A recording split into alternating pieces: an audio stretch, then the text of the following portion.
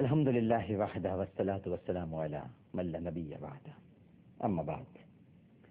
کیو ٹیلی vision دیکھنے والے تمام ہی ناظرین کو پوری دنیا میں ہماری یہ ٹرانسمیشن اس وقت دیکھی جا رہی ہے، سب کو بہت ہی خلوص ادب اور احترام کے ساتھ عامر لیاقت حسین کا السلام علیکم۔ ناظرین کرام، ہم میں سے اکثر لوگ ایسے ہیں، پروگرام ہمارا ہے آئیے اصلاح کریں، ہم میں سے اکثر لوگ ایسے ہیں کہ جن پر اگر کوئی مصیبت آ جائے تو اس کا کھل کر اظہار کرتے ہیں، مگر جو نعمتیں انہیں حاصل ہیں اس کا چرچا نہیں کرتے۔ حالانکہ اللہ فرماتا ہے وَأَمَّا بِنِعْمَةِ رَبِّكَ فَحَدِّثْ، اور اپنے رب کی نعمتوں کا خوب چرچا کیا کرو۔ اب ایمان کا تقاضا تو یہ ہے ناظرین کرام کہ ان نعمتوں کی قدر کی جائے جن سے اللہ تعالیٰ نے ہم کو نواز رکھا ہے، احساس بھی کیا جائے ان کا اور قدر بھی کی جائے۔ یعنی زندگی میں اگر آپ کے پاس، ایک بات کہتا ہوں کہ زندگی میں اگر آپ کے پاس غم کی 100 وجوہات ہیں تو سچ کہتا ہوں کہ آپ کے پاس 1000 وجوہات خوش رہنے کی بھی ہوں گی، بالکل ہوں گی آپ کے پاس غم کی 100 وجوہات، اس سے انکار نہیں ہے، لیکن 1000 وجوہات تو ایسی بھی ہیں جو آپ کو خوش ہونے کا موقع فراہم کرتی ہیں۔ بہت بڑے بزرگ ہیں شیخ سعدی رحمہ اللہ تعالی، وہ فرماتے ہیں کہ ایک وقت مجھ پر ایسا بھی آیا، شیخ سعدی نے حکایات سعدی میں لکھا ہے، ایک وقت ایسا بھی آیا کہ جب نہ میرے تن پر پہننے کے لیے مناسب لباس تھا اور نہ ہی پاؤں میں پہننے کے لیے جوتے، پرانا جوتا اس قدر گھس چکا تھا، اتنا میں اسے پہنا تھا کہ اب وہ پہننے کے قابل بھی نہیں رہا تھا۔ ایک روز میں اپنے گھر میں بیٹھا اپنی قسمت کو کوس رہا تھا، برا کہہ رہا تھا، شکوے کر رہا تھا، گلے کر رہا تھا کہ میرے پاس جوتے تک نہیں ہیں، میں تو باہر بھی نہیں جا سکتا، جوتے بھی نہیں پہن سکتا، بس یہی کہہ جا رہا تھا۔ گھر سے جو ہی باہر نکلا تو میری نگاہ ایک ایسے شخص پہ پڑی جو ٹانگوں سے ہی محروم تھا اور زمین پر گھسٹ گھسٹ کے چل رہا تھا۔ یہ منظر دیکھ کر میری آنکھیں بھر آئیں اور تشکر سے میرا دل لبریز ہو گیا، اور میں نے اپنے دل میں کہا کہ بے شک میرے پاس جوتے نہیں ہیں، اور جوتوں کا کیا ہے، وہ تو کبھی بھی خریدے جا سکتے ہیں، اصل نعمت تو یہ پاؤں ہیں جو میرے پاس ہیں، جو اللہ تعالیٰ نے مجھے دے رکھے ہیں، انہی میں تو پہنتا ہوں نا جوتے، کیا ہوا جو جوتے نہیں ہیں، ٹھیک ہے پھر خرید لوں، لیکن اصل نعمت یہ پاؤں ہے، اگر یہ پاؤں نہ ہوتے تو پھر میں جوتے کہاں پہنتا۔ لہذا میں نے بہت شکر ادا کیا اللہ تعالیٰ کا، اور جو میں کوس رہا تھا اپنے آپ کو بیٹھا ہوا پھر میں اس سے بات آیا کہ دنیا میں ایسے بھی لوگ ہیں جو گھسٹ گھسٹ کے چل رہے ہیں، اور ہم صرف اس بات کو رو رہے ہیں کہ ہمارے پاس پہننے کو صحیح چپل نہیں۔ کسی نے سیدنا علی کرم اللہ وجہہ سے پوچھا کہ اے امیر المومنین، یہ بتائیے کہ اللہ کا قرب کس طرح حاصل ہو سکتا ہے؟ سوال کیا انہوں نے۔ آپ نے فرمایا کہ، اور کیا خوب فرمایا ناظرین کرام، آپ نے فرمایا کہ کیا اپنے سائے کی طرف منہ کر کے چلو گے تو کیا اسے پالو گے؟ وہ شخص حیران رہ گیا، جواب نہیں بن پایا کہ میں نے سوال کیا اور جواب کیا مل رہا ہے۔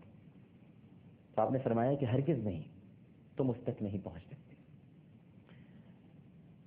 تم اس کی طرف منہ کر کے چلو گے تو وہ تمہارے پیچھے پیچھے بھاگے گا، مطلب آگے آگے بھاگے گا، اور اس کی طرف پشت کر لو گے تو یہ پیچھے پیچھے ہوگا۔ سائے کی مثال دے رہے تھے، دنیا کی مثال بھی اسی طرح ہے کہ اگر تم اس کے پیچھے پیچھے بھاگو گے تو یہ آگے کی جانب بھاگتی ہے، تمہارے ہاتھ نہیں آئے گی، اور اسے چھوڑ دو تو یہ پیچھے پیچھے آتی ہے۔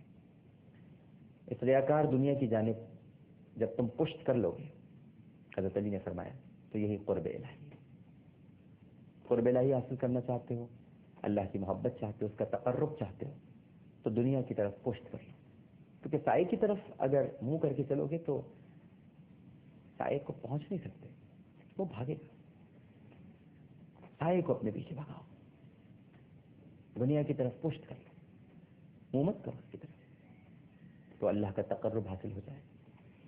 پھر کسی نے سیدنا علی کرم اللہ وجہہ سے دریافت کیا کہ یہ بتائیے کہ ریاکار کی پہچان کیا ہے، ہم کیسے پہچانیں کہ کون ریاکار ہے، مکر اور فریب سے کام لے رہا ہے، اس کے اندر ریاکاری ہے؟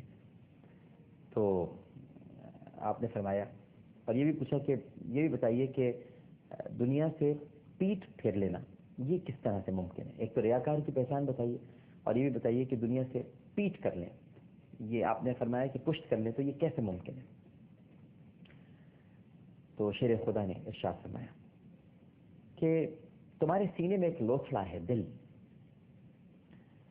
اس کی صفائی کر لو تو سارے پردے خود بخود اٹھ جائیں گے، اس لوتھڑے کی صفائی کر لو اور ساری راہیں خود بخود آسان ہو جائیں گی۔ ریاکاری کو دل سے نکال دو، دل سے جب ریاکاری نکل جائے گی، صفائی ہو جائے گی، طہارت ہو جائے گی، تو پھر تم صالح کام انجام دے سکو گے، ورنہ نہیں دے سکو۔ اور جب ریاکاری نکل جائے گی تو پھر تم دنیا کی طرف پیٹ کر لو گے، تمہیں دنیا کی پھر پرواہ نہیں رہے گی کہ لوگ کیا کہیں گے۔ ابھی تو آج کل یہ ہوتا ہے نا کہ لوگ کیا کہیں گے، اگر ہم نے یہ کام کر لیا تو لوگ کیا کہیں گے، لوگوں کی پرواہ ہے، خدا کی پرواہ نہیں۔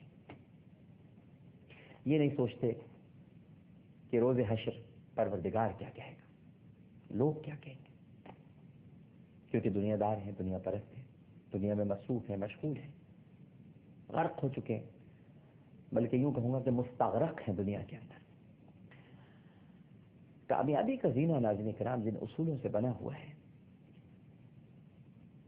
اس کے لیے کچھ آپ کو اصلاحی عمل کرنا پڑتا ہے، اپنی اصلاح کرنے کی کوشش کرنی پڑتی ہے، کیونکہ کامیابی کا زینہ بعض اصولوں کی سیڑھیوں سے بنا ہوا ہے۔ مثال کے طور پر مقابلہ تو کیجیے، لڑنا تو ہے، لیکن مقابلہ کیجیے لیکن احتیاط کے ساتھ۔ تمنا کیجیے، تمنا کرنے سے کوئی نہیں روکتا، لیکن استحقاق کے ساتھ، پریولیج کے ساتھ۔